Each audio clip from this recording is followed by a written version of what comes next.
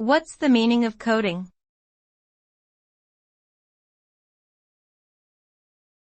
Coating.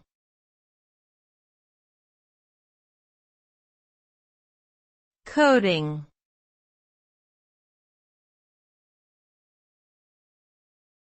Coating.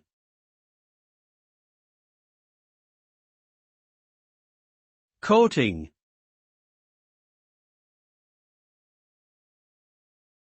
A coating is a layer of material that is applied to a surface for protection, decoration, or functional purposes.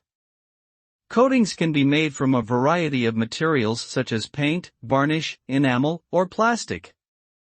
The result of applying a coating typically includes improved durability and resistance to wear and tear, enhanced appearance, and protection against environmental factors such as moisture, UV radiation, and chemicals. Coatings are commonly used in industries such as automotive, aerospace, construction, and furniture manufacturing. They play an important role in extending the lifespan of products and improving their performance and aesthetics.